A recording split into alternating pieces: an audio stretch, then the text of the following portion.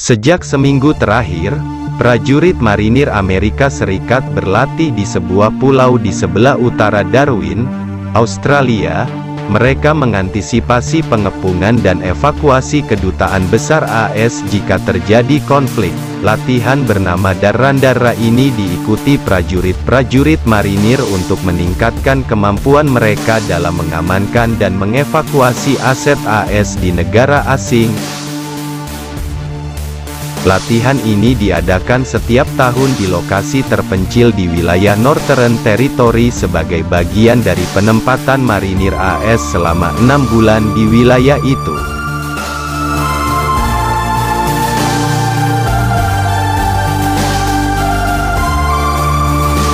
Meski latihan di Pulau Bathurst Stewart hanyalah skenario rekaan, menurut Sersan Robert Robinson, marinir kemungkinan akan dikerahkan dalam operasi nyata yang serupa sepanjang karir mereka.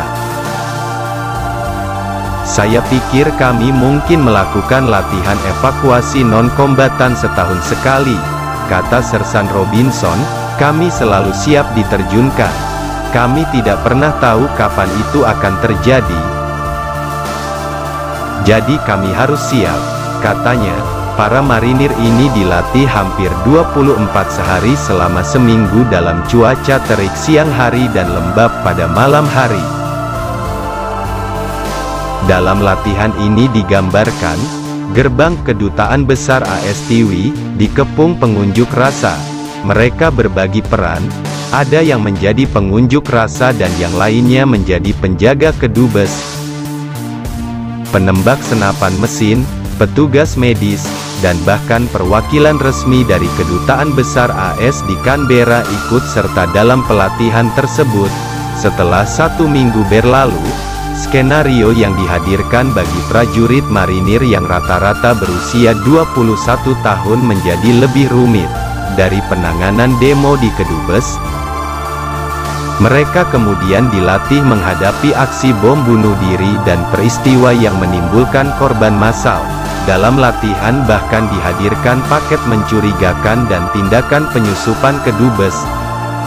Setiap malam, saat marinir beristirahat sejenak, komandan mereka sudah sibuk menyiapkan tantangan baru yang akan mereka hadapi. Kami mulai dari yang sangat kecil kemudian mengembangkannya hingga ke skenario terburuk, jelas Letnan Tess Miller.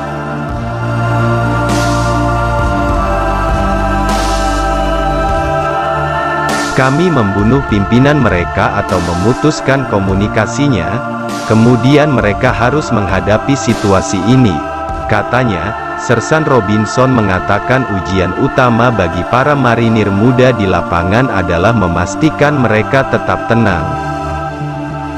Kami sengaja mendesak dan menekan mereka dengan tujuan apakah mereka ini bisa terprovokasi, jelasnya.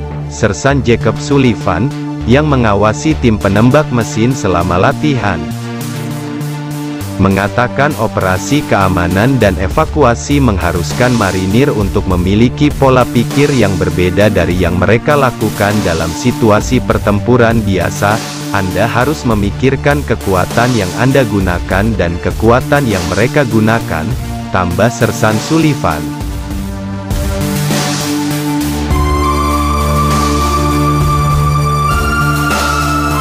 Pelatihan ini merupakan kegiatan tahunan Marine Rotational Force Darwin, yakni pelatihan 6 bulan yang merupakan implementasi kesepakatan antara AS dan Australia yang kini memasuki tahun ke-11. Pada tahun 2022, prajurit marinir yang ambil bagian adalah kelompok yang paling cakap dan paling siap tempur yang pernah dikerahkan. Resimen marinir kelima yang membentuk Meretbe sudah menjadi resimen tetap, sehingga kami dapat terlibat dalam misi ini karena sudah kredibel dalam pertempuran, kata Sersan Robinson. Kami siap untuk terus berlatih di sini bersama Australia dan mitra lainnya di kawasan ini. Kami juga siap untuk menanggapi krisis dimanapun di kawasan Pasifik, tegasnya. Ketika ketegangan di kawasan Indo-Pasifik terus memanas, peningkatan marinir yang sekarang berbasis di Australia Utara adalah perubahan yang halus namun signifikan. Hal itu dikemukakan oleh Dr. John Coyne dari Institut Kebijakan Strategis Australia yang menyebut peningkatan kehadiran AS ini menandakan pentingnya kawasan strategis bagi kedua negara. Ada bukti yang jelas bahwa pemerintah AS akan berinvestasi lebih besar dalam memastikan bahwa rantai pasokan dan fasilitas logistik pertahanan hadir di Australia Utara dan siap mendukung berbagai kemungkinan di Pasifik, katanya. Sekitar 2.000 marinir berbasis di wilayah Top End, semenanjung paling utara benua Australia, sebagai bagian dari rotasi 2022. Sebagai perbandingan, hanya 200 marinir yang dikerahkan pada tahun 2012.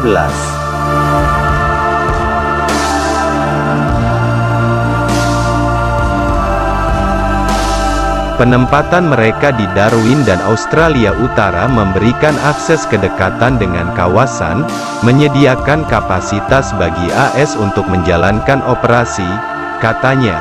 Tapi Dr. Coyne mengatakan dia yakin AS akan berhenti membangun pangkalan militer formal permanen di Australia Utara.